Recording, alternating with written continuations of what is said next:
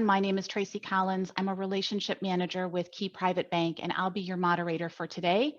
I want to thank everyone for attending today's webinar entitled Virtually Limitless, Pushing Your Fundraising Boundaries in 2021 and Beyond. Today's discussion is the second in a series of webinars jointly produced by Grants Plus and KeyBank. And the goal of these discussions is to address the issues, concerns, and challenges facing nonprofits today. And we are pleased to announce that today's session has over 600 registrants. So we know that this is an important topic for those of you on the line, and we're excited to share with you today's information. Before we officially kick off the panel discussion, just two quick housekeeping items. First of all, this is a recorded event. So for those of you who would like to review today's information or you'd like to share today's discussion, we'll provide information on how to locate and listen to the recording. And second, as with all of our webinars, we really want this event to be as interactive as possible. However, with such a large number of participants, we just can't open up the lines for live questions. But we do want to give everyone a chance to ask their questions. So therefore, we're going to offer you two opportunities to do so. Your first opportunity is going to be out throughout the entire panel discussion itself. Matt, if you'll pull up the slide on the screen showing how folks can write in questions. Matt will be pushing questions out to me throughout the event, so feel free to submit your questions actually during the discussion. And then their second opportunity to ask questions will come at the end of today's event, where you'll have the ability to write in questions to all the panelist members, again, using the same process. So let's get started with the introduction of our phenomenal and knowledgeable panelists. We'll have each panelist introduce themselves and provide a brief summary of their background. And we're going to start with our three guest panelists today. So Jessica, good afternoon and welcome to today's discussion. Why don't you start us off? Good morning or good afternoon. We have finally made it to the afternoon. I am Jessica Ford. I'm a leadership gift officer at Oberlin College. I have worked at Oberlin for 7 years as of last month. Happy work anniversary for me. I've had the opportunity now to work in 3 sectors: the fine arts, healthcare, and higher education. And I really feel like I found my niche in higher education because the importance of higher education in my family. We have at least 3 generations of those who are college educated, and just the ability to be able to work with philanthropists around the country, travel and see different places that I've never seen before. And I really think for me, the strength of a relationship that a philanthropist has with their alma mater can be one of the most strongest philanthropic relationships that you can have. Of course, I'm biased, but welcome. Jessica, thank you for that introduction. And Meg, welcome to you as well. Would you mind introducing yourself? Sure. Hi, I'm Meg George. I am a philanthropy advisor, and I am a co-founder with my husband and partner, Phil, of George Development Group. We advise both nonprofits and philanthropists, and our focus is really around major gifts and impactful giving. So our nonprofit clients are, hospitals, health systems, universities, colleges, down to private schools, museums, small community-based organizations. And we help to take organizations away from event-based fundraising into a major gift approach. And our specialty is really around leading and executing on successful campaigns. Anything from planning to training gift officers to helping to set specific top prospect strategy. And on the other side of the aisle, we help philanthropists and their families streamline giving to make it more meaningful and impactful, setting mission statements and helping to align them with organizations that, that really move the needle for them. Awesome, Meg. Welcome to you. And rounding out our guest panelist today is Armando. Welcome, Armando. Yeah, I'm rounding out. Which sounds bad. It does. My name is Armando Zumaya. I've been a fundraiser for 34 years. I've worked in small, medium nonprofits, and right now I'm a consultant. And also I founded a new nonprofit. So my consultancy is focused on helping small and medium nonprofits build major giving programs. But in the last 5 years, it's been focused more on building diverse major giving programs. I'm a specialist in Latino fundraising, and my nonprofit I founded is called Somos el Poder, which means we are the power. And it's the first Latinx-focused fundraising institute in the country. And so in my consultancy, I focus on all diversity, not just Latinos. So I work all over the country, actually all over the world, on helping nonprofits have token-free boards that are full of powerful people of color, moving their institution forward and fundraising from their whole community. So that's what I do. I write a lot of articles, I give a lot of speeches, and I'm a really terrible singer too. Just We like, won't have you sing, oh, Armando, but come thank you on. for Couple of joining Tom us Jones today. hits. No, I won't. We don't Thank want you. to see all the numbers go, you know. Thank you, Armando. And for those of you who are able to join us for our last webinar, I'm sure you'll recognize our next two panelists who represent our co-sponsoring organizations. Joining us again is Lauren from Grants Plus. Hi, Lauren, and welcome back. Hi, Tracy. Thank you so much. And thanks again to KeyBank for partnering with us on this series. I am the president and founder of Grants Plus, and we are a firm of 20 professionals based in Cleveland, Ohio. And we work with nonprofit organizations around the country to help them improve their grant seeking. Awesome. Welcome, Lauren. And from KeyBank is Cindy. Hi, Cindy, and thanks for joining us again. Hi, Tracy, and good afternoon, everybody. My name is Cindy McDonald, and I am the National Director of Philanthropic Advice here with Key Institutional Advisors. And I've been with Key for 28 years, working with not-for-profits and helping them strengthen their donor relations through complex gifting strategies and providing thought leadership and advice around funding strategies, sustainability, and overall governance. And I'm very happy to be with everybody today. So thank you, and look forward to being with you. Thanks, Cindy. So let's kick off our discussion with one question to all the panelists, and I'll think of this as the hot topic question. So for each of you, what's the most frequent question or concern that you're hearing around fundraising as we move into 2021?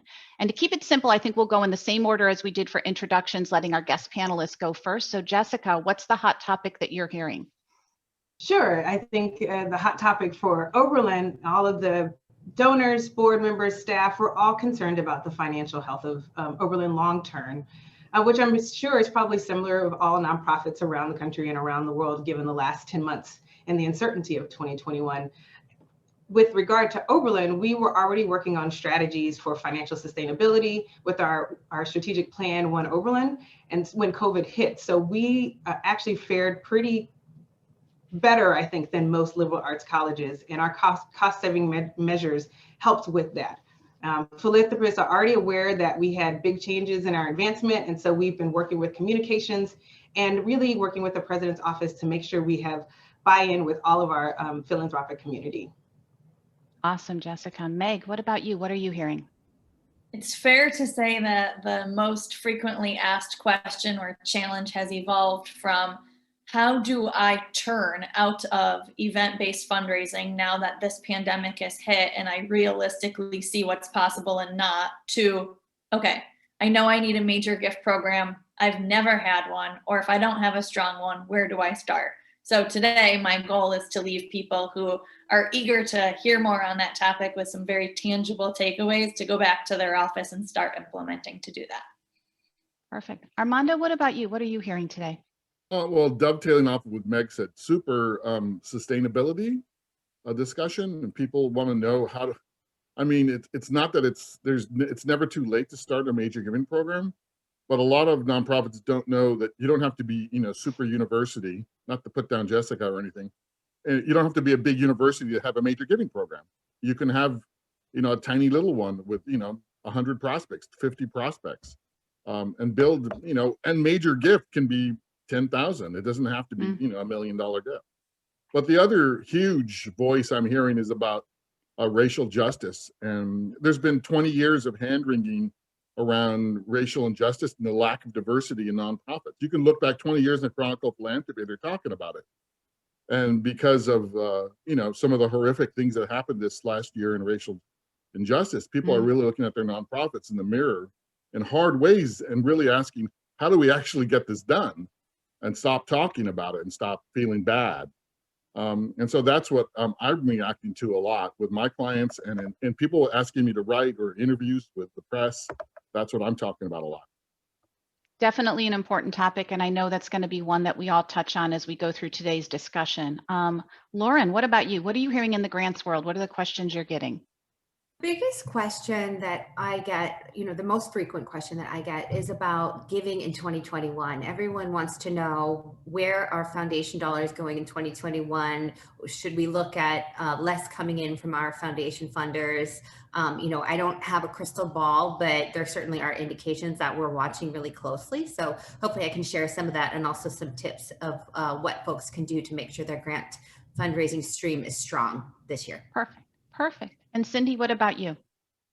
So the trends that I'm seeing, and this is like in communicating with clients and the panels that I've been on and studies that I've read and whatnot, is there's two actually. And one is there's such a pop of donors establishing life income gifts and complexities around that. So really it's like thinking outside of the box on how they can really make a life income gift and what can they do, and essentially seeking advice and how they can support their nonprofits with maximize the most amount of dollars for them.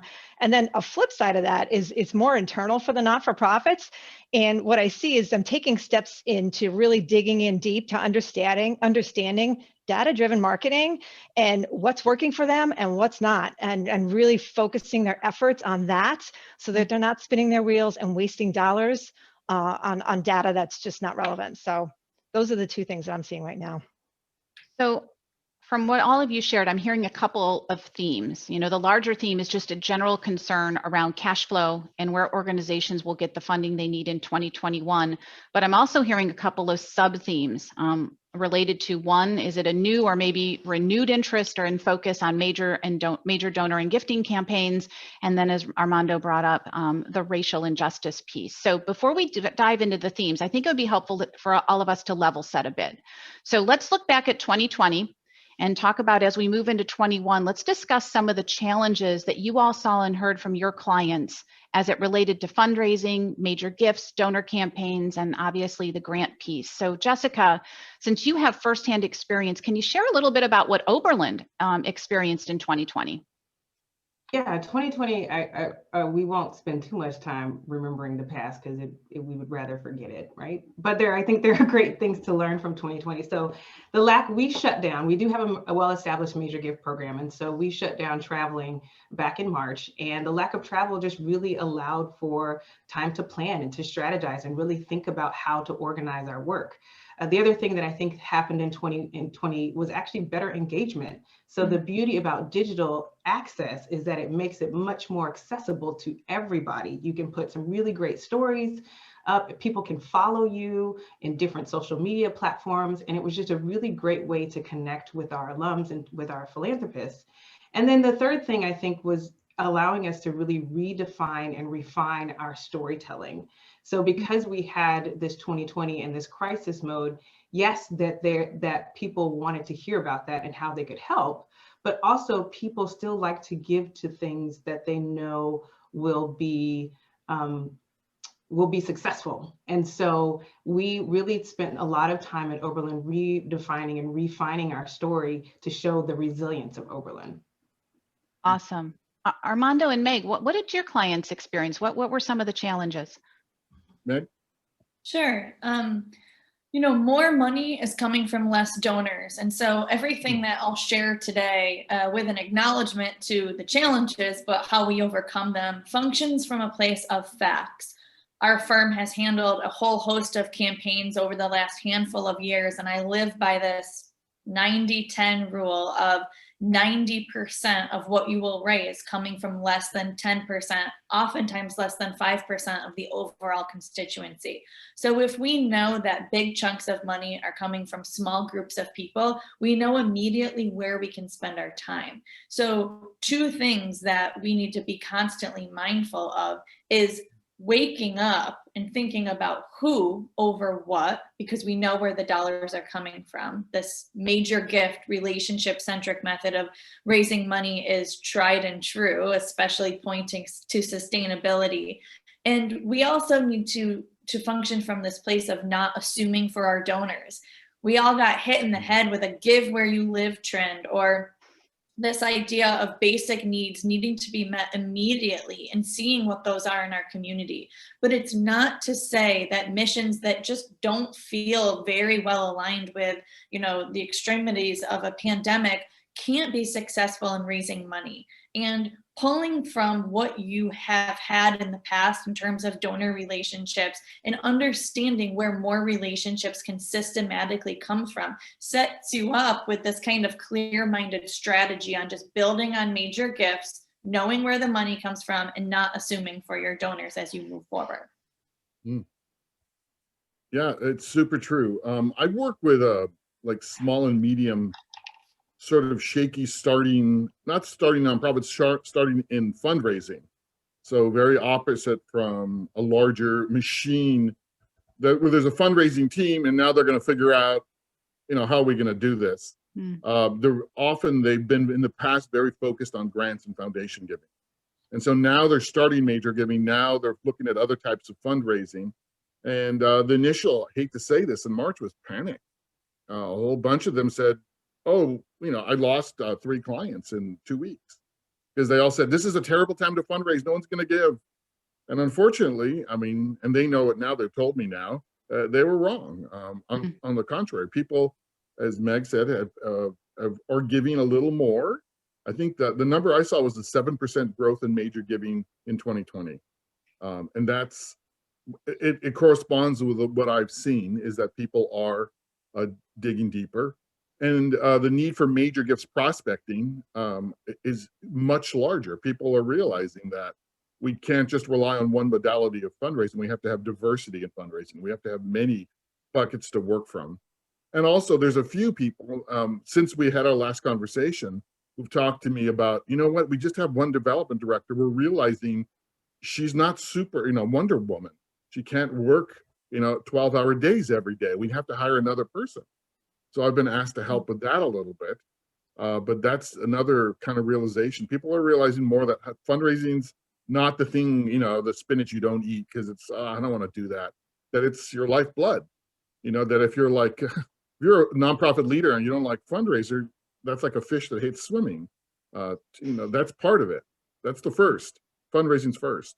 So that's what I think people are realizing. That's what 2020 taught a lot of folks.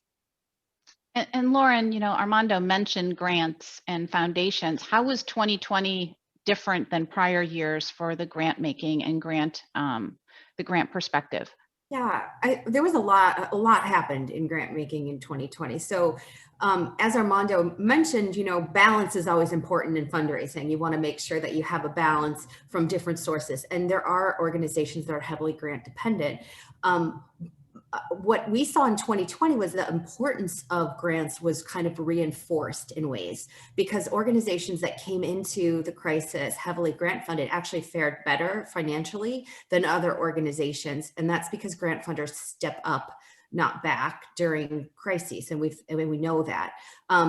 So, balance is still super important though, because we don't live in crisis mode forever. But I really think there's 2 outcomes in 2020 that were just phenomenal for grant seeking. And one was the rise of the operating grant, the fact that some foundations allowed organizations to either convert existing grants into operating or ask for operating support, which is something we've been clamoring for a long time. And then the second is these less onerous requirements for grants and for reporting. It's just known that the sector has been drowning in paperwork for a long time. And I think the time has come to make this a more efficient process. And I think it was really brought to the forefront in 2020, which is a good thing. I hope some of those things stick. Well, there's no doubt that 2020 was an unusual year for a lot of reasons. And many organizations, whether you were a for-profit or a nonprofit, were not fully prepared for working under these unusual circumstances. And, let's be honest, I think many of us thought it might last a couple of weeks, but I don't think that we were thinking it was going to last 10 months or more. And as several of you touched on, during the opening question, organizations were forced into a reactive mode into 2020. Many of the plans that they had made had to be discarded or quickly reworked. They didn't have time to prepare. So here we are, we're just turning the corner on 2021, and there's still the possibility that we could be working under these conditions, not just into the summer, but possibly the fall and beyond. And we know that organizations want to move out of that reactive mode and be more proactive and prepared for what lies ahead. So what can we leverage from what we experienced in 2020? What are some of the key takeaways from last year that organizations can build on as we move into 2021? And Cindy, why don't you start us off? No, I certainly will. So I've been partnering with a lot of clients and not-for-profits and actually strategizing and having strategy sessions and really sitting there and coming together and putting our heads around each other and saying, okay, we need to really think about 2019 and 2018, what was successful? 2020, we had struggles and we had, unique situations. What worked? What didn't work? What can we do to focus our resources, which probably have been cut quite a bit, to really kind of put forth our efforts and to make them like worthwhile? So kind of tying into what everybody said is that whole data-driven marketing piece. And a lot of, not-for-profits, what I'm seeing doing is actually engaging, taking some of their budget and engaging in this kind of information strategy. So what's successful in utilizing such things as digital platforms and emails? And a study I had read recently was an example showed that 42% of fundraising emails were actually opened up and read through on a smartphone or a tablet. So partnering with a marketing firm and grabbing some data information around that. Okay, so how are you emailing out? What's the click-through rate? How many of those emails that you sent are actually being read? And if there's hyperlinks inside embedded, how many are clicking through? And then actually how many are really turning into donations? And of the average that you send out, whether it's 100 or 1,000 fundraising emails, what's the average dollar coming back to the not-for-profit? So that's kind of where a lot of folks are focusing on, is like, we need to realize like what's working and what's not. Where can we take the minimum staff that we have now and kind of make this work? And it's been interesting to see the results. And I did read another study that said it was through the National Council for Not-for-Profits, actually, that 88% of not-for-profits have less than $500,000 to work in a budget. And that seems like a really big number, but that's still pretty significant. So they're making it work, but they're getting a little bit more savvy in how they're making that successful. I want to give the rest of you a chance to respond, but we do have a write-in question from the audience, and it ties in exactly to what you were just talking about, Cindy, so I think it's a good time to share it. Everyone is talking about leveraging technology to stay connected. Are you talking just about virtual events and virtual meetings, or are you talking about social media and email? We've tried email and tweeting and posting on Facebook, but I feel like there's so much competition in each of these areas that I wonder if my emails and posts are even read. Sometimes it feels like a waste of time. Yeah. Who would like to take that one? I'll take it a little bit. Absolutely. It is a matter of consistency in your messaging, and it's a wraparound approach. The big technology twist for me has been using video, iPhone video to do appointments. Specialized, individualized. It sounds terrible, but once you get your wrap down, and probably Meg's doing the same thing, getting appointments using video. I do have access to somebody who can do charts and graphics and video for me, but it's been surprisingly successful.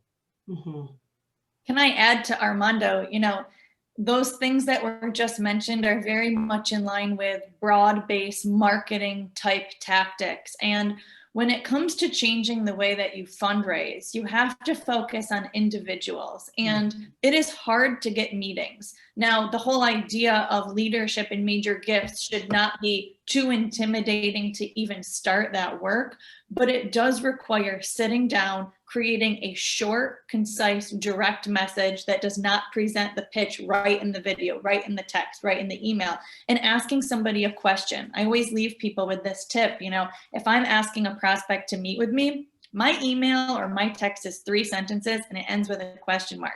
Can you meet Thursday or Friday at 9? I will send you a Zoom link, or I will come to you, whatever is easiest. And putting people in a place to secure an individual meeting where it's very easy for them, you will start to see you're getting a lot more responses, and that's a very good use of your time. Meg, I love that. I have a coworker that I regularly, a colleague that I regularly giggle with, because literally his sentences for his emails, appointment requests, are usually 1 or 2 sentences. And mine are always 3 or 4 paragraphs with all these links and all these things. And he's just like, no, we just need the meeting and get it done. One of the things, to answer that question though, one of the things that I think has been crazy successful at Oberlin is that what Armando was talking about with using video to allow people to see the mission at work. And so we launched back in March. Our conservatory is just absolutely phenomenal. And I use Oberlin Stage Left, which is what we're calling kind of like our backstage pass, which includes lectures and panels and concerts. But it allows everyone to see Oberlin's conservatory and how it worked and how it has been working and how it has connected to the students over the last 10 months and beyond. And I think one of the things that's going to be great about having something so visual and so relevant about the mission is that we're going to continue to use that platform long after the pandemic is over, because it's just such a great way to let people see in real time how great the school is. I just want to add one very brief point to the video conversation. There's a very smart executive director we've worked with in the Cleveland area who was in the middle of a campaign during the pandemic, and it was to replace a quite dilapidated facility. And he actually used video to tour the facility. So it wasn't showing how great and beautiful it was, but it was bringing people in to see the dire need that was there. So it was all equally effective though, and not, super produced. It was an iPhone video, but it did the job. I don't want to stay too long on email because I know we have a lot of great information that we want to share, but we do have another question from the audience that I think might help them measure their success rate. So the question is, what's a great open rate or click-through rate to aim for, and what's average for nonprofits? That's a great question. If you think about the success rate of your click-through rate, if you're sending out 100 emails, you're hoping for at least a 10% at minimum click rate through. It's interesting because it's different dependent upon the mission that you're driven, how connected you are to the community, how personalized the click-through rate is. So a lot of what because I receive a ton of emails like everybody else, the personalization of the email is where you're going to gain greater success with the click-through rate. So if you're addressing the donor directly, thanking them for previous donations that they've done, even getting more specific around that, your click rate will be even greater. I can follow up as we send out information out this. I can follow up with additional information around that. Perfect, thank you. Armando and Meg, you mentioned that one of the #1 questions you've had from your clients is around major donor and giving campaigns. And we all know that building a major campaign is challenging even in a normal year. So what can organizations do in an unusual year like 2021 to begin to build out or rebuild a successful campaign? And Armando, let's start with you. Okay, you beat me. I was going to say, hey, Meg. Let's see. Well, for me, the first thing is what most folks don't have is prospect research.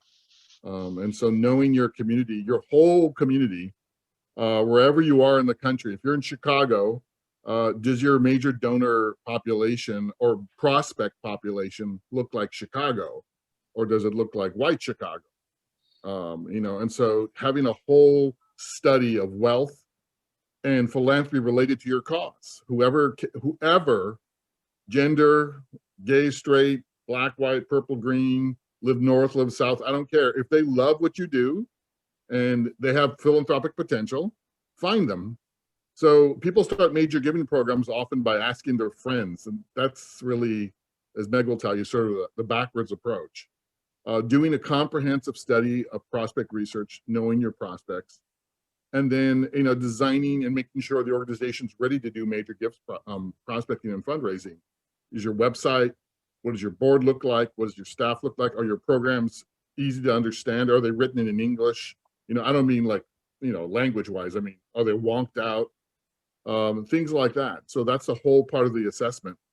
And then building, in my instance, I built cold calling programs because often there's no relationships with these people. Sometimes they're donors, but most of the time that's a cold approach. So I teach cold calling and help train the board and staff to make cold approaches to these people and engage them now in virtual events and start the cycle of fundraising, the cultivation cycle, and then eventually solicitation. So that's sort of my pitch on this, is that the #1 thing people have to do is, and it serves diversity, of course, too, is build a strong prospect research base. And if you don't have a prospect researcher, you can hire a freelance prospect researcher as an alternative. Places like Oberlin, they have teams of great prospect researchers. And so if you're an Oberlin grad anywhere in the country, they're going to know if you make money. And so it's the essential, not luxury, it's the essential part to major giving that most people neglect. Great. Meg, you want to add anything to add to that? Yeah, my perspective is probably a little bit even different than Armando's. The most important thing I can convey to anyone on today is that this is an everyday growth mindset. It's not just a campaign mindset, and it's not just a fixed mindset. There are not hard and set rules around how and when you need to start doing this major gift work. It should start last year, right? But ideally, you build a portfolio with one person, you build it out, and you use what you have. If you don't have the money to screen your entire database for wealth right now, you're like, what can I even do to begin? If you're a one-man shop, you don't know what to do to begin. You need to use the volunteers. I always say that leadership in major gifts is built on the marriage between affinity and wealth capacity. You might be thinking, I just want to get to the place where I can ask someone for $1,000. Or maybe you do that, and I want to get to a place where I can ask someone for a $25,000 commitment.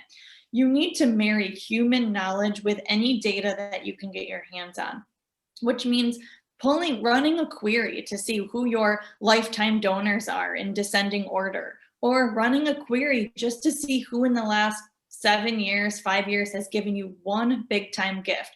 Who's raised their hand unknowingly to say, I am a donor and I am still a prospect. Organizing that in a sheet and sitting down with 3 people from your board to say, who do you know? Who can you introduce me to?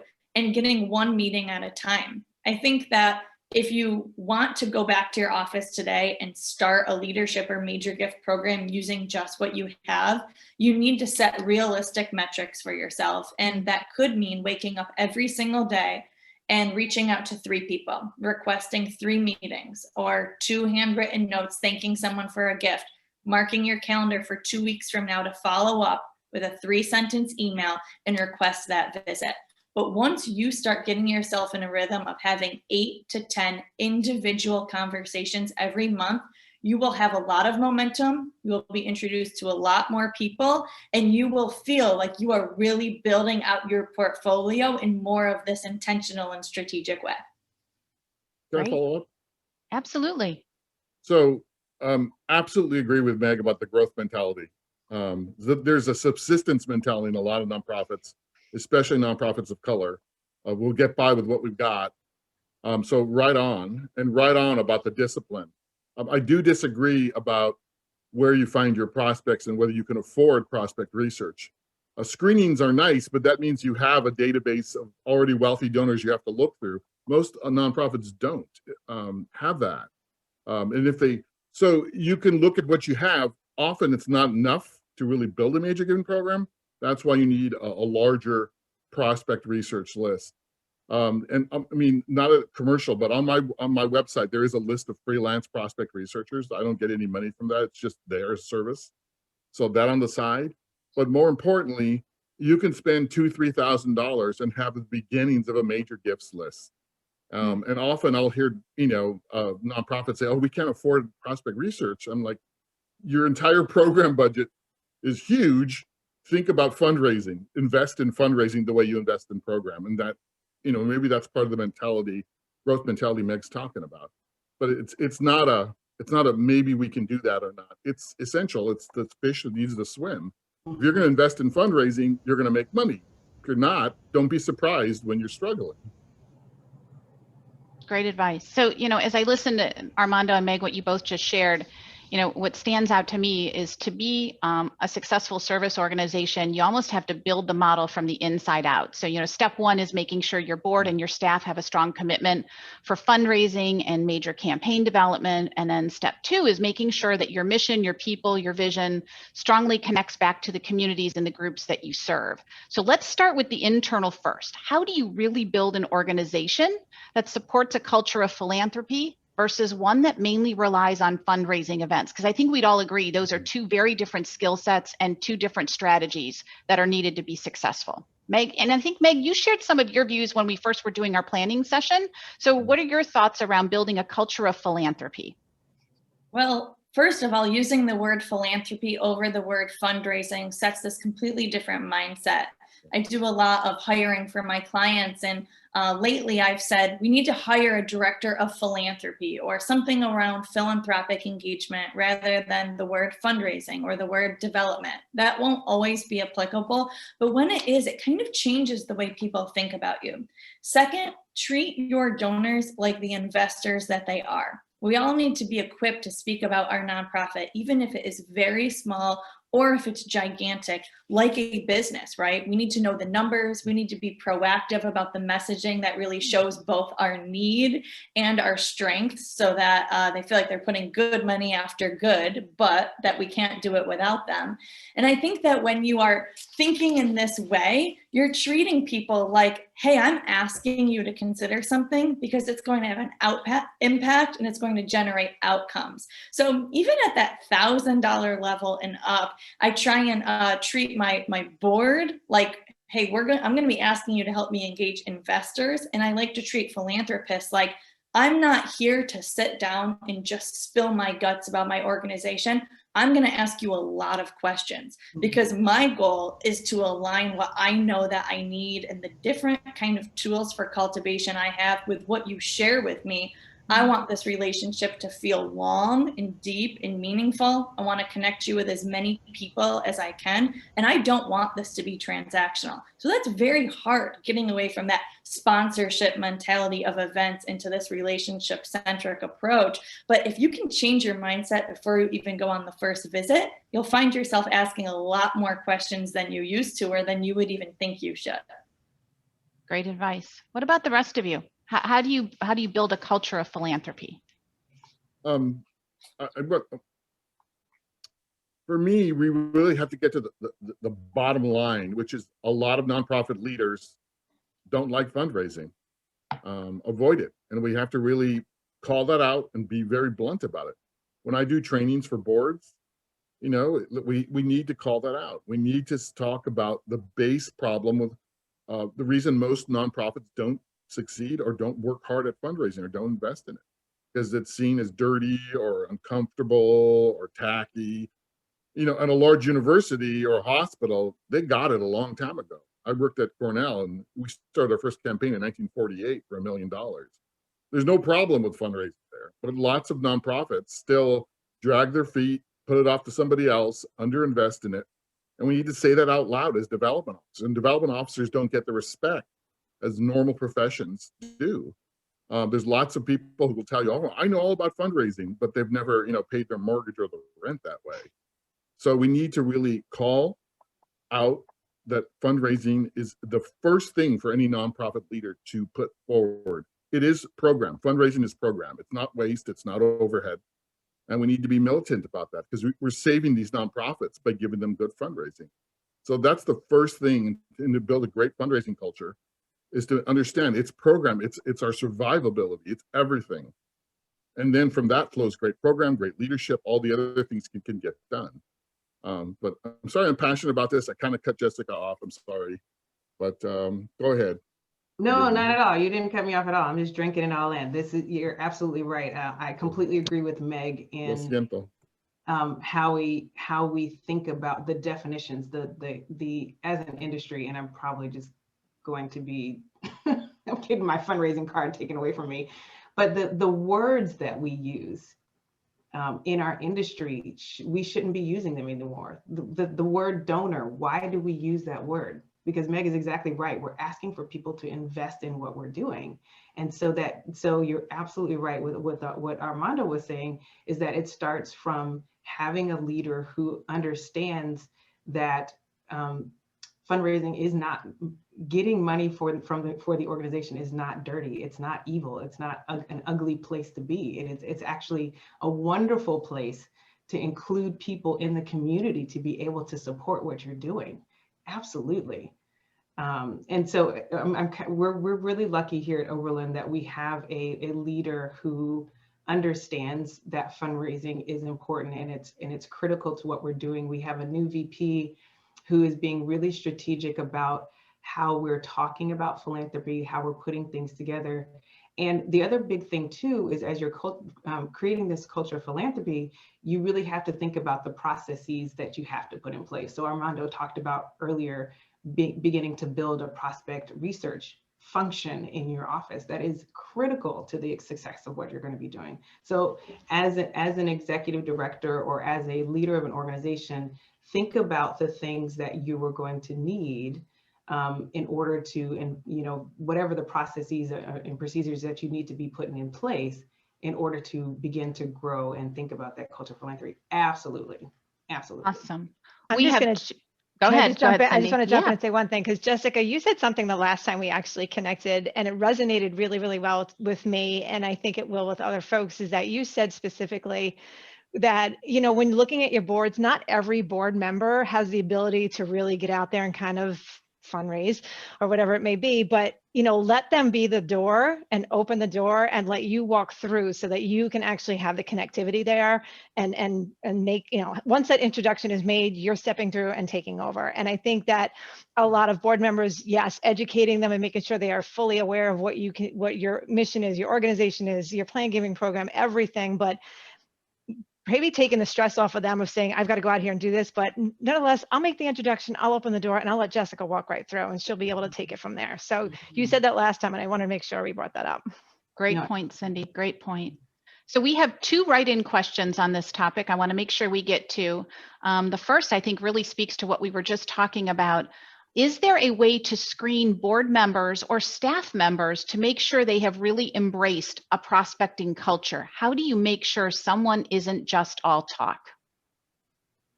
If you talk about staff, okay. Board members, I take it that's the way I took the question. Well, I do, when you're talking about prospecting systems, and I've done this at large universities and hospitals, you create transparency in assignments, you create metrics. So everyone can see what everyone's doing. It's like the open office sort of thing. And people either do it or don't. Yeah, prospecting, getting development officers to prospect can be very difficult sometimes. It's scary and it's hard. And so, yeah, if you create transparent accountability systems that are supportive, that are not like, hey, how come you're not doing your job? Instead of let's train you more, let's support you, let's mentor you with somebody, help out, and in rare instances, move somebody along to something else. But for me, that's how you do that. And you really create, I create kind of a fun atmosphere around it and try to create and a reward when people hit a home run. When somebody gets an appointment with a billionaire, I bring out the chocolate cake, and I'm not kidding either. It helps, or pozole, one of the two. And it makes a difference. Sorry. Something I said last time that this group had met was that if someone says, I feel like I don't have a fundraising board, I always say, that's great. I'm glad, that's okay, because they have a life. It's like when they work and they have families and they have travel and normal times and other things that they do, we have to accept being 5th or 6th on people's list and still meet them with so much gratitude. So take off bite-sized pieces. I'll ask board members, do you think you could introduce me to one relationship this month? And when you do that, they could do it. It's like when you ask your kids to do 10 things, that's too much. But if you ask them to do 1, they can do that. Board members are busy. And when I ask them to do something, I don't just let them float out there and come up with whatever they kind of want to say. I actually take the lead and say, I'm going to send you an email. Feel free to copy and paste it to your contact. You can copy me and then, or if they agree, you could copy me and then. I will handle the logistics and the scheduling, but I want to equip you with the language you could use to introduce me. Same thing goes on for planning studies, feasibility studies, campaign planning initiatives. You want to ask people for their help in a very manageable and reasonable way, and you want to do as much work for them as you possibly can so that as they're opening the door, they felt like it was easy to open it and you really did walk right through it. don't forget at the end of that to show them that you walked through the door, so that the next month when you meet and ask for one more task of them, they're going to be very willing to do it. Brilliant. That's great. That is great. Thank you, Meg. And we don't want Lauren to feel left out. And Lauren, we have another writing question that I think is a great one for you. You know, we're talking about solicitation, attracting donors. This one asks, what's a healthy ratio of individual gifts versus foundation grants in supporting your organization? Is there a healthy ratio? Yeah, it's a good question, and I'm not going to give a very satisfying answer, unfortunately. It depends. It just depends on the organization. I mean, the best ratio, you know, is where were you last year, and what was your intention for this year, and where do we think you could go that's realistic. So unfortunately, it's just case by case. When we look across the sector, we know that almost 80% of charitable giving comes from individuals. So we know that that is a large portion. That includes bequest giving, you know, giving in wills and trusts and estates. So we know that individuals should be a focus. But as far as the portion that comes from grants or what's right for you, it just depends. And I will say we're getting a lot of questions. Obviously, the information you all are sharing is wonderful around, can you send me a sample of the email that you would send out to a donor? Can you share with me a sample of a cold call conversation? So I think they're really looking for very specific advice around how to make that first call. So I think we can follow up on that when we do our send out our follow-up emails, absolutely. As I'm listening to all you, I think about my own personal situation, and I think one of the biggest challenges in trying to do everything that you just talked about is doing it in a virtual world. And I know that I personally like to give to organizations where I feel a personal connection. So how do you create that personal connection when we can't be personally connected? Who wants to take that one?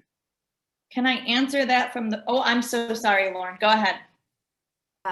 No, it's fine. I was just going to say that I think, you know, using the technology the best that you can, and also getting in front of your funders on a regular basis with something meaningful. And it's like, you know, at least once a year, but most likely quarterly would be great. And that could be a coffee meeting, what we call a courtesy report. So if a report is not required, but it's just you're providing it as a courtesy to them, updates on programs, anything meaningful that you would have to share with them. That's what I would recommend. Zoom calls, things like that. Okay, good.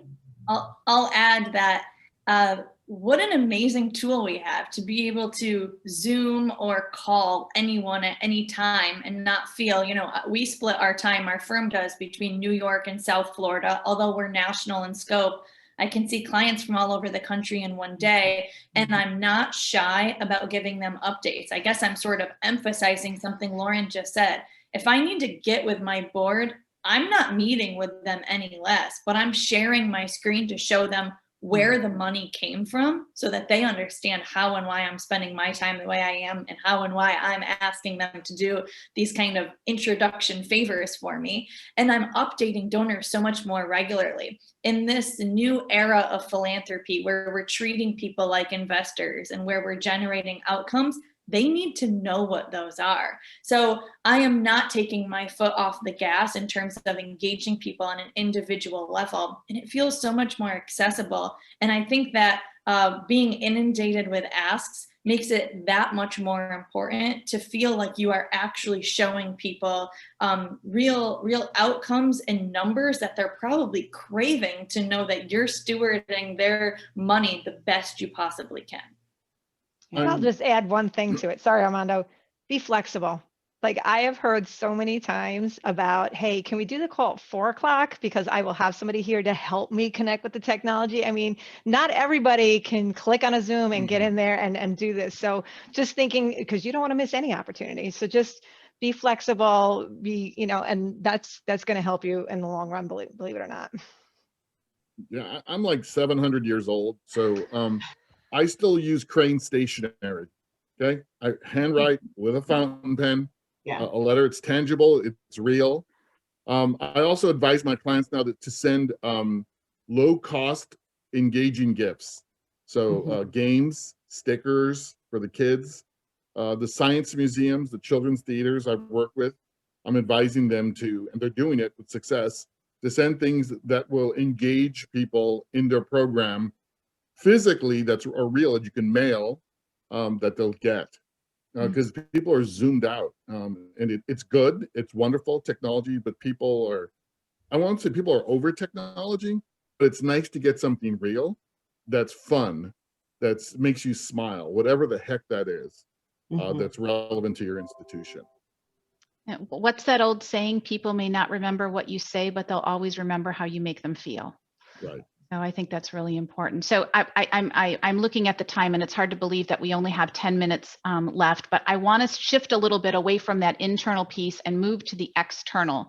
And I think we were talking a bit about making sure that you're connected to your client and community, making sure that you have data that supports how successful you are. So how can a nonprofit make sure that they're truly connected to that client base or that community that they want to serve? And I guess what I mean by client connection is, does the targeted client community look at the nonprofit as an organization that meets their needs in a way, and this is what I think is the key, in a way that's meaningful and relevant to them? How do you measure that? Is it as simple as just asking them, are we doing a good job? Or are there more strategic steps that organizations can take to make sure that they really have that connection? And Jessica, I want to start with you. What does Oberlin do? How are you making sure that you're connected and effective in your community?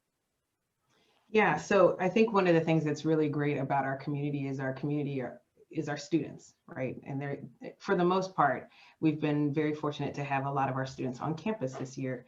And so, and those that were not on campus, their parents and alums, we just have the opportunity to really just, again, I just check in with people on a one-on-one basis with my phone calls and making sure that we are really being conscientious about how we're moving forward in everything that we're doing at Oberlin. So I will say that Oberlin, higher education in general is going to be going through a very big transitional shift in 2025. Most people who are not in higher education in that industry, we are actually going to see a drop of 15% of high school graduates, which will vastly affect higher education across the country. Now, the interesting thing about that is that we saw a significant drop as well in 2020. That timeline got accelerated a little bit.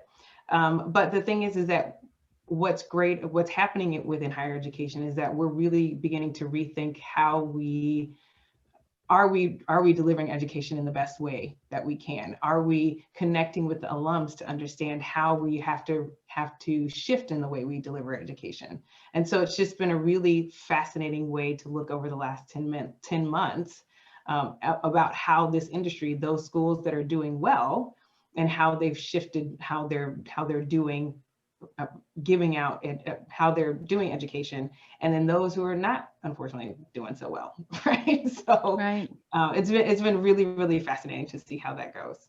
But I did want to say, so I am actually part of the Association for Fundraising Professionals Greater Cleveland chapter here, and this idea of, when we talked about this earlier, this idea of this community-based fundraising, this community-centric fundraising, and knowing that you're really connected to the community in which you serve. And I know Armando is going to talk a little bit about this as far as the DEI, in relation to DEI, but we as fundraising professionals really need to think about how we're thinking about donors, how we're thinking about philanthropists and investors. See, I said that word that I don't like. how we're thinking about how they're engaged in the community. So if any of our listeners right now are familiar with Vu Lee, he is a fundraiser out in Seattle, and he has this article that talks about 9 principles of community-centric fundraising. And the idea is that he talks about this ecosystem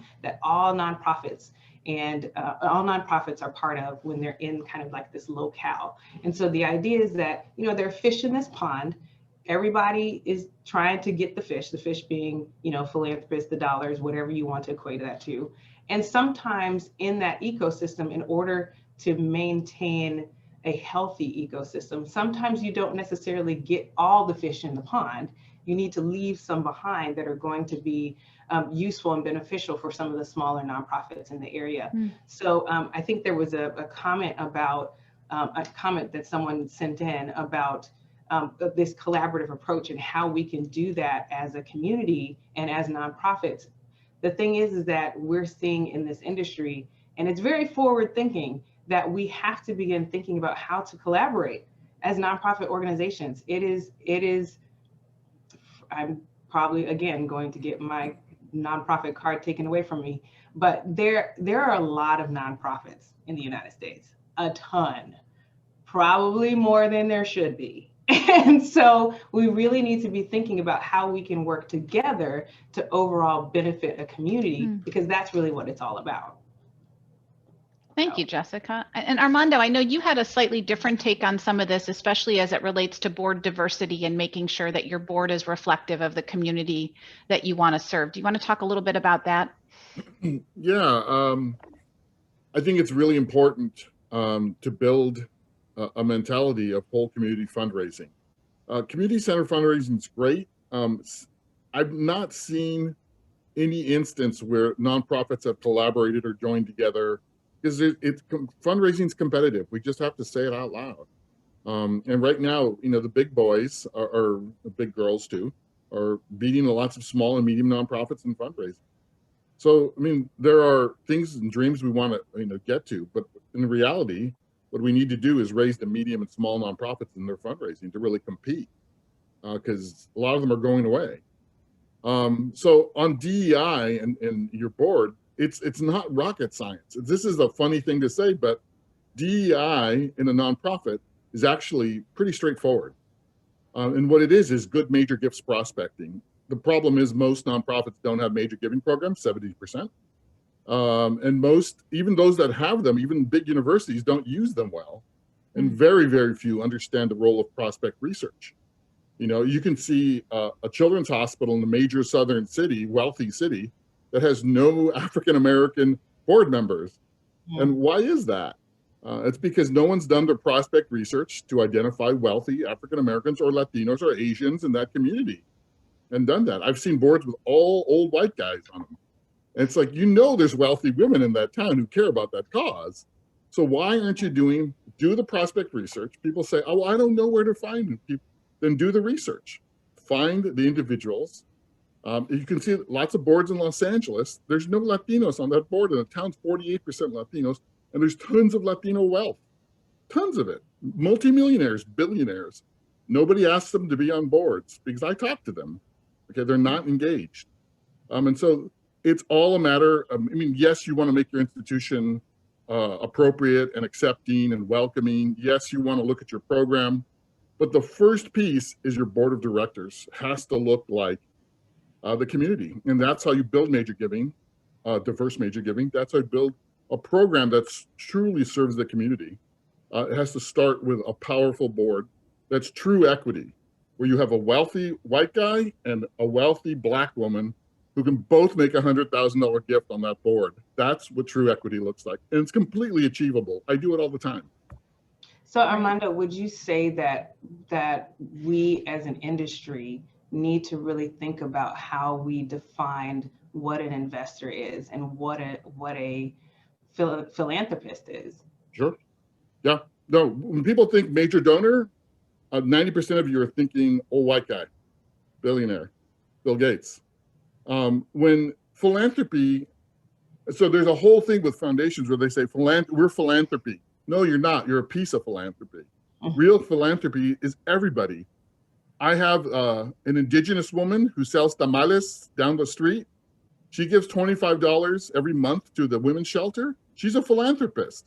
Okay? She's a philanthropist. With people of color, there's a whole thing of victimization, that we're victims. No, empower us by asking us to give. Okay? So poor people, working people, they can give, not as much, but we have numbers. Okay, we have numbers. The potential giving for Latinos in the US is 24.9 billion annually, okay, in this country. That's not tapped. That's a whole pile of money no one even engages, with a few exceptions. So that's an example. Absolutely. Investor is a great way. Supporter is a great way. Partner is a great term. And thanks, Jessica, for launching that, because it's really important to call them not just donors. Great, great. Well, I hate to cut the conversation short, but we are right at 1 o'clock. We are probably going to run over a little bit for the folks on the line, and we're happy to do so. We'll stay on for another 5 minutes. We want to give you all a chance to write in questions. So take the time to submit any questions that have not been addressed during this lively and informative panel discussion.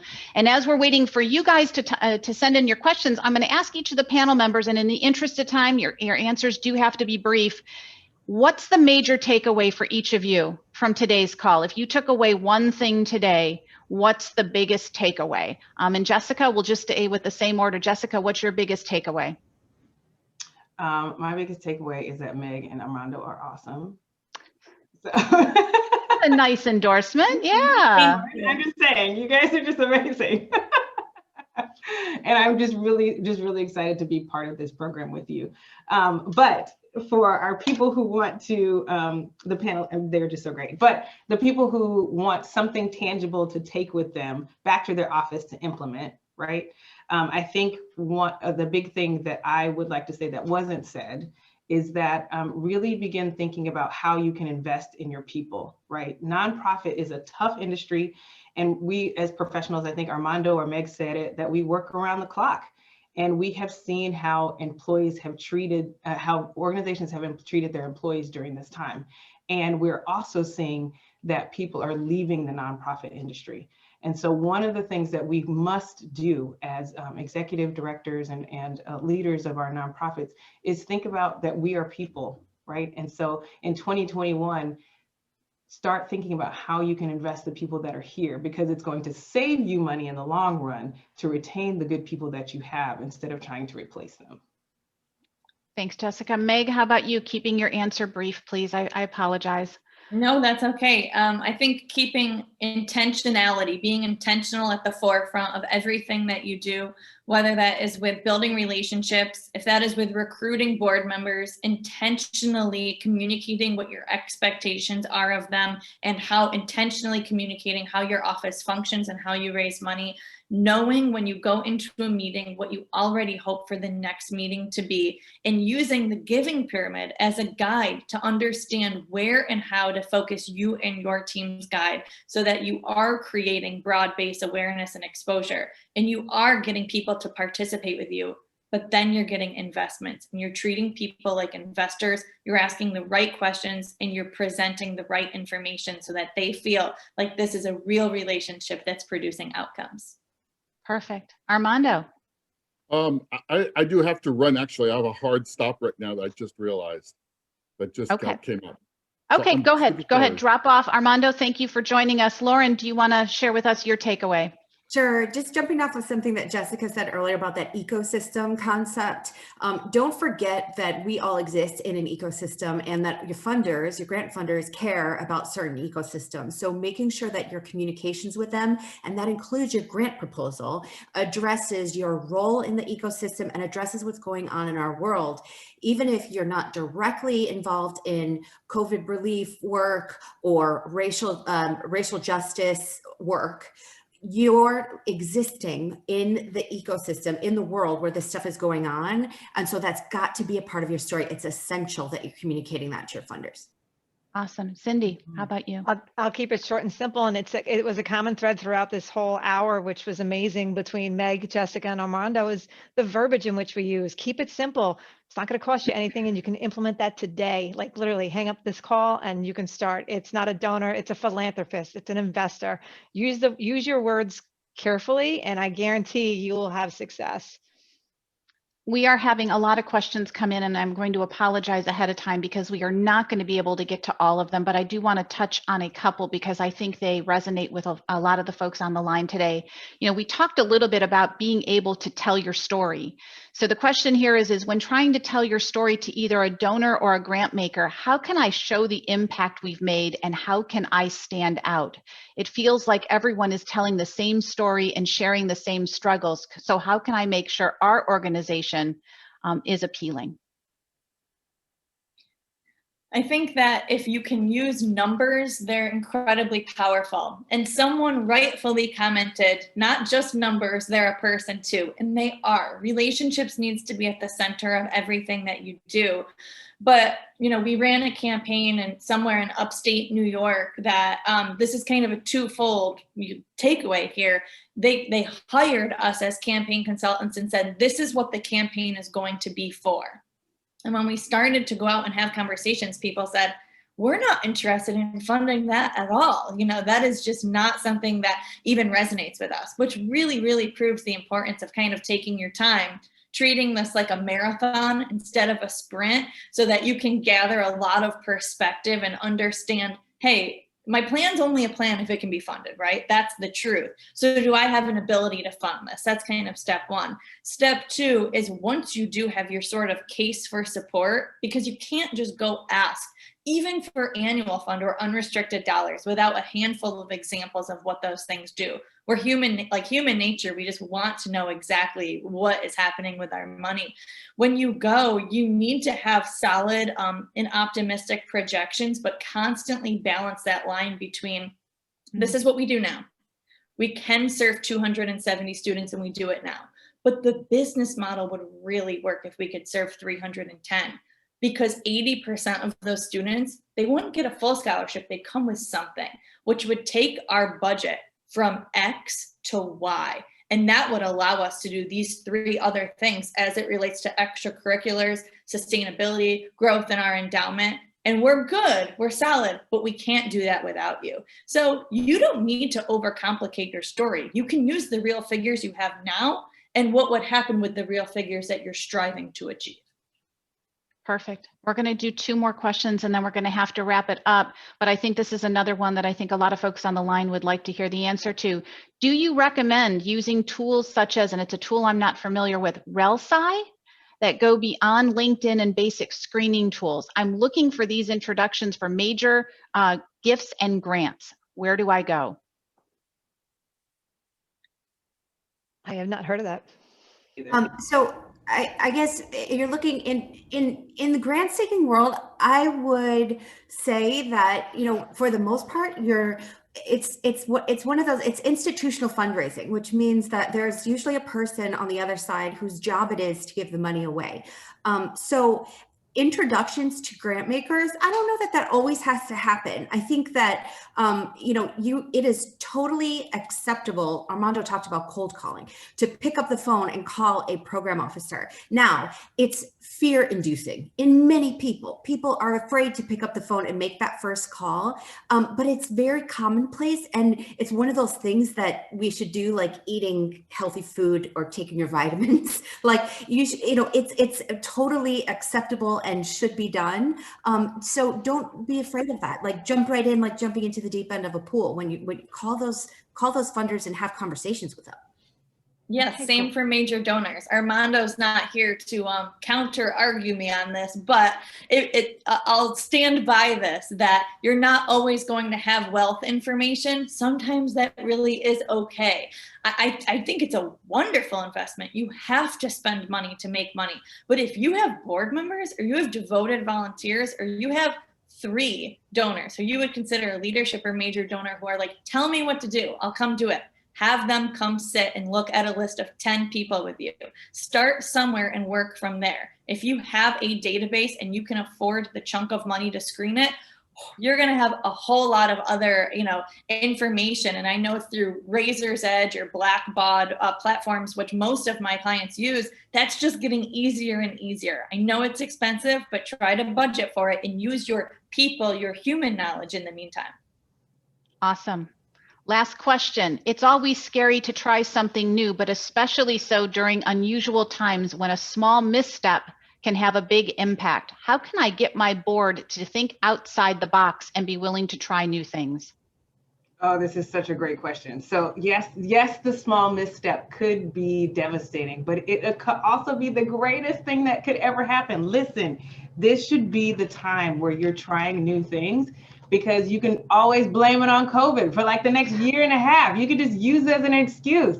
So convince your board to take new risks and to do some something really outside of the box. I talk to people about this all the time, especially in March, that now is the time for us to completely change the way we want to do things. If you want to do fundraising in a different way, do it now. Do it now. It's so good. Do it now. Awesome. Awesome. All right. I said that was going to be the last question, but I love this one because I think it speaks to where we are as a culture. People tend to have very short attention spans. Is texting considered unprofessional when trying to reach out to donors? No, No. text people. They will respond. It's an excellent way to get a meeting. Yeah. Awesome. Especially you're talking about your business folks, physicians, texting is the way to go. Perfect. Perfect. Well, it is 1:10 and we have gone 10 minutes over, and I'm sure we could have gone another 20 over because we are still having questions coming in and comments.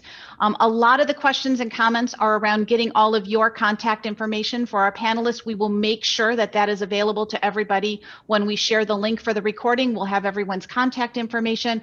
Also, lots of questions around, can you tell me what to say? What's that email look like? What's that text look like? We will gladly share examples with you.